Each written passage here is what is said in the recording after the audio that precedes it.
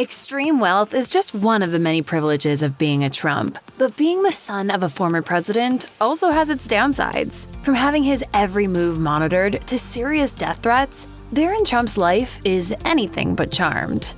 Having a baby should be an exciting time for expecting parents, no matter how many children they've had in the past. However, Barron Trump's father thought he would pass up the opportunity to be at his youngest son's birth. In an interview Donald and Melania gave to People just prior to their son's birth, the future president explained that it just wasn't on his to-do list. Donald told the outlet, "I think it's easier for Melania if I'm not there."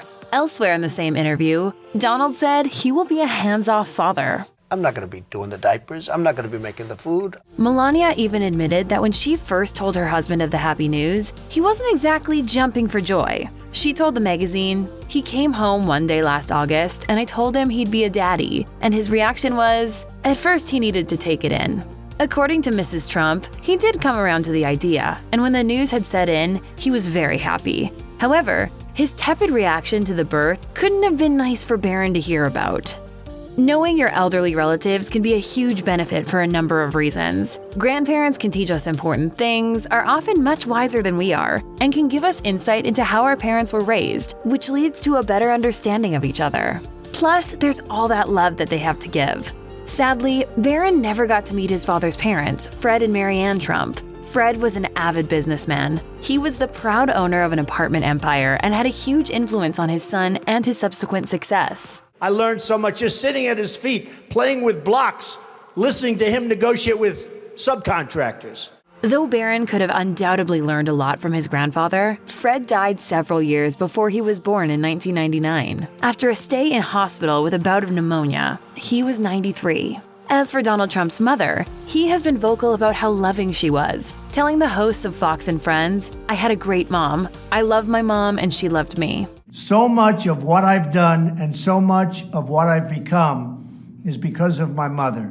Sadly, she would never get to see her youngest grandson. She died a year after her husband. Perhaps most tragically, Barron was the only Trump heir who didn't get to forge a relationship with his father's beloved parents, which must be a bitter pill to swallow. Although the idea that Barron's dad could become the president of the United States may have seemed far-fetched when Barron was born in 2006, his father was still already a very famous person. By then, the business magnate was one of the richest people in the world, as well as a person of interest in the media. I'm really rich. Because of this, Barron's childhood was always going to be a little unsettled. But then, things took a major turn in 2016 when the family headed to the White House. The then 10-year-old youngster had to say goodbye to everything he knew, including his school and friends. Barron was previously enrolled at the swanky, private Columbia Grammar and Preparatory School on the Upper West Side in New York City. And while he stayed at the institution for the first year of his father's presidency, this wouldn't last. By the time he turned 11, Barron was on his way to Washington, D.C. to join his father at the White House full-time. While his mother released a statement expressing how excited she and her husband were about their son's enrollment at a new school, St. Andrew's Episcopal, it was a big adjustment for any kid to make. He went from a run-of-the-mill celebrity kid living in relative normalcy to the new kid at school and the child of the president in one fell swoop. Moving into the White House is a big deal. The president and the president's family have to be protected at all times, which meant that for Barron, freedom really didn't exist. No matter where he went, Secret Service agents would follow him.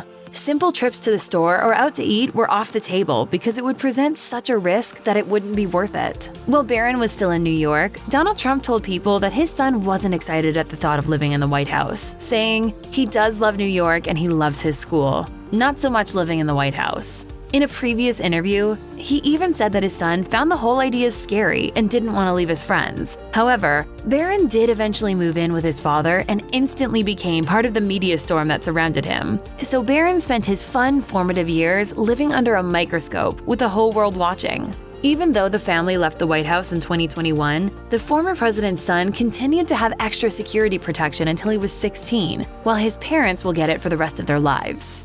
In many areas of the media and the entertainment industry, there's an unspoken rule that journalists and shows should steer clear of criticizing the underage children of celebrities. After all, they did nothing to deserve it, and just because their parents are famous doesn't mean they want to be in the spotlight. Sadly, because of his father's controversies, many pundits decided Barron was fair game. Dealing with that kind of vitriol can't have been easy, especially when it made headlines. In 2017, a Saturday Night Live writer even took aim at Barron, who was just 10 years old at the time. Katie Rich tweeted a joke that said he will be this country's first homeschool shooter. Some found this hilarious, but others found it incredibly offensive. As a result of the quip, Rich was suspended from her position, even though many of her contemporaries rallied around her in support. This wasn't necessarily the only time that Trump was targeted either. 2 years later, in 2019, Stanford law professor Pamela Karlan was testifying at Donald Trump's impeachment inquiry when she said, "The Constitution says there can be no titles of nobility.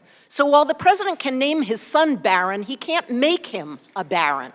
Melania Trump lashed out at her, accusing her of biased public pandering and taking her to task for using a child to make her point.